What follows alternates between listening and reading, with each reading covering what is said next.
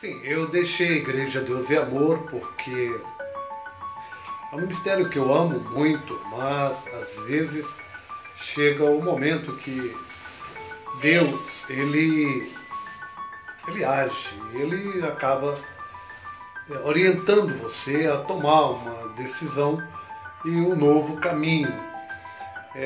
Eu já congreguei na Igreja Deus e Amor por 2 vezes. Primeira vez, eu passei muitos anos na Igreja Deus e Amor e sofri muita perseguição por parte de um dirigente, enfim, por causa da forma pela qual Deus me usava na igreja e criou aquele clima de, eu digo assim, de inveja, não é? Ele começou a perceber que Deus tinha um ministério comigo diferente do dele, porque Deus usa a cada um na forma que quer. E talvez a minha simpatia para com o povo fosse maior e o povo gostava muito de me acompanhar nos cultos, nas campanhas que eu fazia, e essa mesma simpatia, essa mesma empatia não acontecia com ele da forma como ocorria comigo, de forma que ele começou a não se sentir bem com isso e começou a me podar, me cortar, me tirar, me impedir, me pressionar, enfim. Suportei por muito tempo isso, não saí do ministério durante a gestão desse pastor, mas ele acabou depois acontecendo muitos problemas com ele saiu do ministério, enfim, teve muitos problemas, foi suspenso. Eu não vou contar detalhe, porque eu não quero aqui, de maneira nenhuma, entrar nesses pormenores. Eu sei que, por fim, depois dele vieram outros e eu tive alguns problemas, acabei saindo do ministério. Depois eu voltei para a Igreja Deus e Amor, novamente, e comecei a pregar a palavra do Senhor. E nesse último ano que se passou da minha estadia, né, na Igreja Deus e Amor, eu sempre pregando a palavra do Senhor, mesmo após a morte, né? Mesmo após a partida do nosso missionário. Eu vou gravar até um vídeo contando da forma especial a minha experiência com o missionário Davi Miranda, o tempo que eu conheci pessoalmente, trabalhei na sede mundial, enfim, vou gravar um vídeo contando isso de forma específica. Então, enquanto Davi Miranda era vivo, a gente podia pregar a doutrina, não é? Podia pregar a doutrina, podia falar da mulher da saia curta, podia falar dos varões no futebol, né? Dos irmãos seminus, dos irmãos de bermuda. A gente podia pregar contra a pintura, o corte de cabelo, a gente podia pregar contra, não é, a pintura nos cabelos das irmãs, a gente podia pregar a doutrina que a Bíblia nos ensina, né, a respeito dos costumes mundanos. Então, enquanto Davi Miranda era vivo, a gente podia pregar. Então eu pregava com mais tranquilidade, não é? Logo após o advento da partida do meu amado missionário, em que ele foi levado ao encontro do Senhor, então veio essa nova diretoria. E essa nova diretoria, os irmãos já sabem que de fato há uma mudança. Eles não pregam mais a santa doutrina e agora está proibido de fato falar sobre usos e costumes que a igreja pregava, que Davi Miranda pregava. Então, estas coisas começaram a trazer alguns desconfortos para nós, pregadores, que acompanhavam todo aquela direção do missionário, né? A gente via missionário Davi Miranda no púlpito. Eu acompanhei muitas vezes pessoalmente ele ali no púlpito pregando. Davi Miranda pregava em todos os seus cultos, ele falava contra o pecado, contra a saia curta, as irmãs de saia rasgada atrás, né?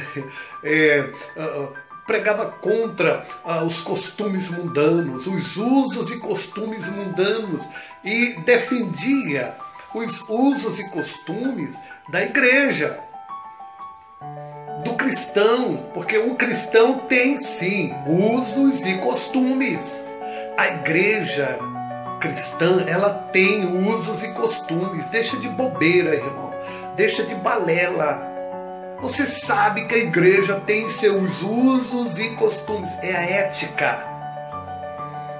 E o Davi Miranda, como a maioria dos pregadores, pregavam contra, não é, os usos e costumes mundanos infiltrados na igreja. De forma que a gente sabia que muitos pastores da Igreja Deus e Amor não eram a favor da doutrina que Davi Miranda pregava. Não eram. A começar pelos aqueles que estavam mais próximos, parentes. Não eram a favor da doutrina que Davi Miranda pregava. Mas eles obedeciam em respeito a Davi Miranda, e até porque Davi Miranda estava vivo.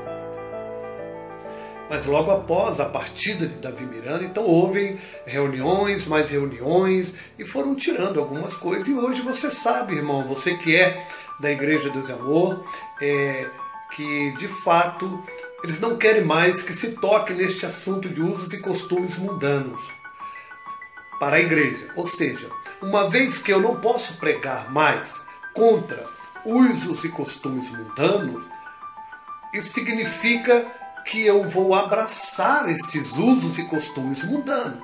Se eu não falo, se eu não posso protestar contra, é sinal de que eu vou abraçá-los, é sinal de que eu me tornei conivente, é sinal de que eu estou dando aval para os usos e costumes mundanos.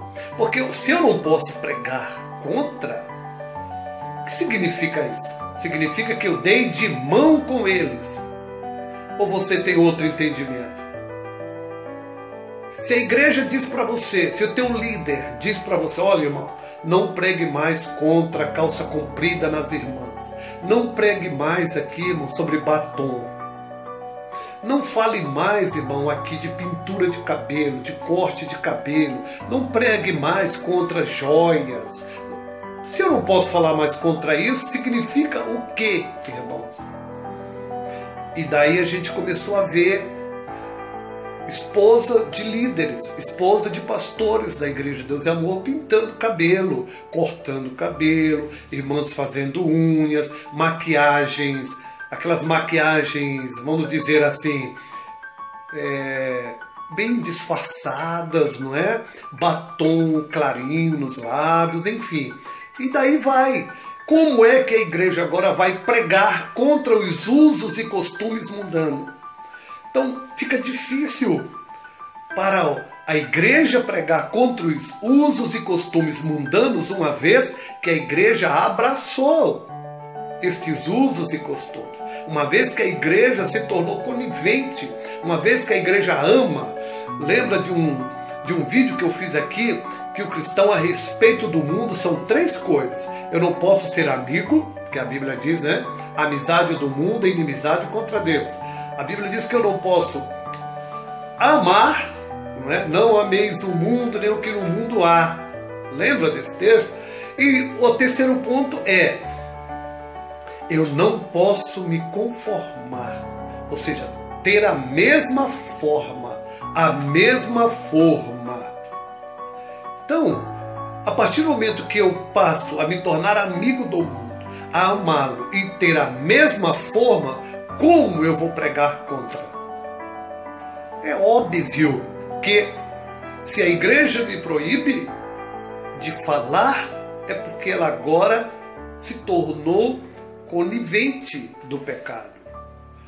É isso, irmão, não tem como fugir. Então a igreja, meu dirigente, me chamou e disse para mim que eu não podia mais estar pregando.